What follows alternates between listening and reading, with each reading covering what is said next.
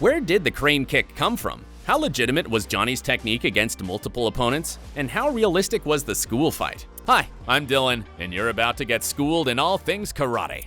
Cobra Kai's mantra isn't really karate.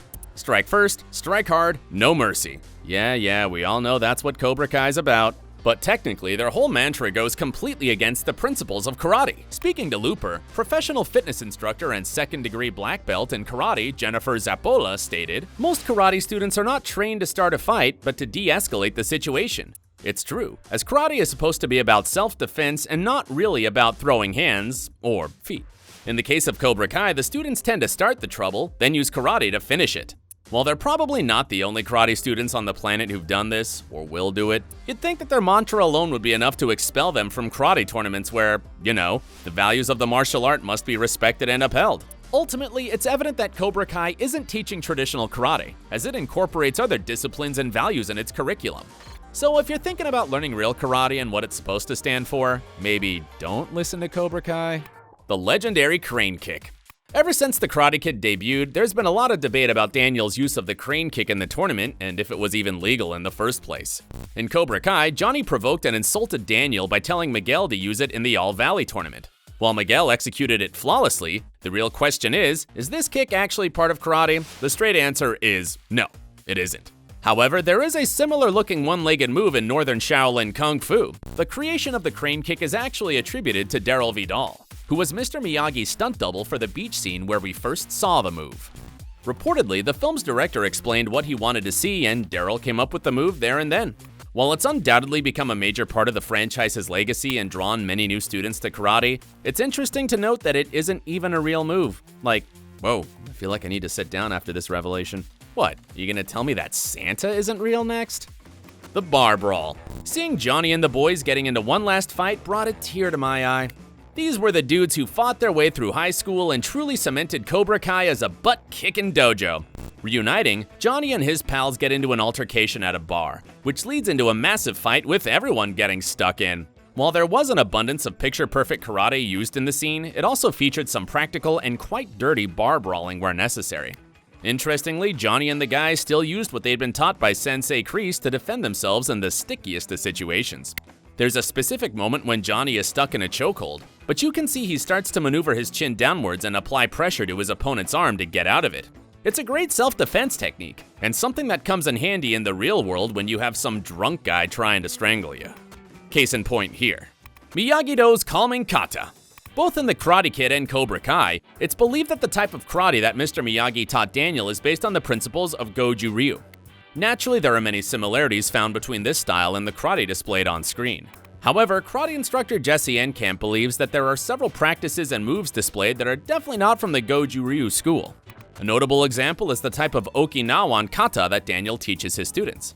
Daniel uses an open hand kata, which isn't quite what Goju Ryu students practice in their respective dojos. While it's highly likely that Mr. Miyagi developed his own approach and philosophies over time, it's fascinating to see the mishmash of styles that are used in the series. It borrows a little from everything else, including other martial arts, to create something unique. Sure, it might not be entirely accurate and probably upsets the purist, but it still does look pretty cool on screen, right? Johnny versus the teenagers. Johnny, beating up teenagers certainly wasn't your finest moment, but at least it looked cool while you did it. The thing is, was it an accurate depiction of a 4 versus 1 scenario? Actually, it was. Martial arts teaches you that in a fight against multiple opponents, it's important to keep them at a healthy distance by using kicks or dodging attacks to prevent them from getting too close. If you find yourself grappling or engaging in close combat, it's easier for the rest of your opponents to jump you and really hurt you. In this scene, Johnny handled himself pretty well for the most part. Of course, the teenagers did get a lick or two in, but he maintained the principles of using distance to his advantage. He allowed them to charge at him and then use their natural momentum against them. In fact, he showed why a trained martial artist will always be able to take out a group that lunges instead of planning their attacks. While it's probably not a good idea to find yourself in the same situation as Johnny did, he displayed the right way to get out of it. The Cafeteria Showdown. Seeing Miguel lay the smackdown on his bullies for the first time is one of the best and most satisfying moments of Cobra Kai. It's simply awesome to see the school cafeteria come alive as he wipes the floor with all those who oppose him. While the technique of the elbows, kicks, sweeps, and throws were spot on, the fight itself was way longer than what it would have been if it were real. More importantly, some of Miguel's moves might have also caused some serious damage to his opponents. For example, when he twisted the other kid's arm, he could have easily broken it. But even if he hadn't, the other kid wouldn't have been able to swing it again freely so soon.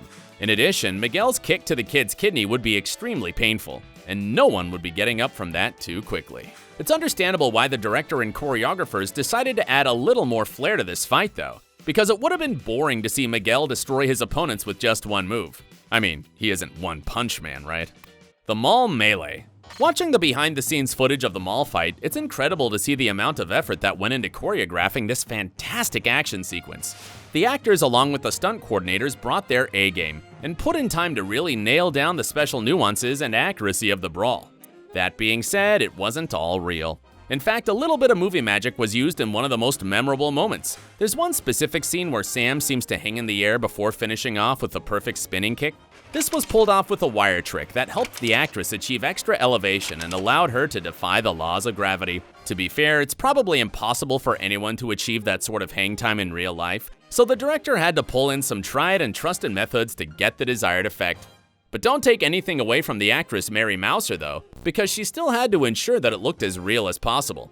Heck, how many of us would get fearful just being that high up in the air? Johnny versus Sensei Kreese. The face-off between Johnny and Sensei Kreese at the dojo is one of the most powerful moments in Cobra Kai. Not necessarily due to the karate on display, but because of the strong emotion between the two of them. And this is something that the director focused on more than their actual fighting technique. While there's nothing strictly wrong with their attacks or blocks here, the actors drop their hands to allow their facial expressions and emotions to show. In any fight, this is the biggest sin you can commit. The moment you drop your hands is the moment you get knocked out cold. Any beginner knows that protecting yourself is one of the fundamentals of karate. Your hands need to be raised to protect your head and temples while allowing you to parry attacks quicker. If Johnny or Kreese had been in a fight with someone else, they would have received a serious stiff kick or punch to the head. And I don't know about you, but I'm not a fan of seeing how many blows I can take. In other words, fam, don't do what they did here. The epic school fight. Without a shadow of a doubt, Season 2's finale, the school fight, was everything that fans would have wished for. It pitted Miyagi-Do against Cobra Kai and added enough drama and tension to sweeten the deal. While the karate on display was well choreographed and surprisingly accurate, there was a moment or two that bordered on the fictional side of things. And no, it's not the tragic battle between Robby and Miguel because that was scaringly real. It's actually the fight between Sam and Tori. At one point, they engage in arm locks, and one of their arms is twisted in such a way that it would have been snapped in real life. Their fight also takes place for far too long, and they would have been out of breath minutes earlier. But the capper is when Sam kicks Tori over a banister, and Tori hits the stairs on the other side. Considering how long they'd brawled and Sam's finishing move, there's no way that Tori would have gotten up so easily and walked away from that impact. She might not have suffered as badly as Miguel did, but she'd be nursing a lot more pain than a few bruises or cuts. In Cobra Kai, the showrunners tried to keep things as realistic as possible, even forcing the actors to learn the basics of karate and how to defend themselves. That being said, some things were perfectly accurate, while the rest was dramatized for extra effect. After all, this is a TV show and the audience will be expecting it to meet certain needs. Still, you can't deny that it all looked good on screen, whether real or not, and it has you super hyped for Season 3. But now it's time to hear from you. Would you have preferred the cafeteria fight to have been more realistic? And should Cobra Kai be allowed to call itself karate even if it doesn't follow the principles? Thanks for watching, and don't forget to leave your thoughts in the comment section down below. And while you're at it, give us a thumbs up and subscribe to the channel for more spectacular and awesome videos.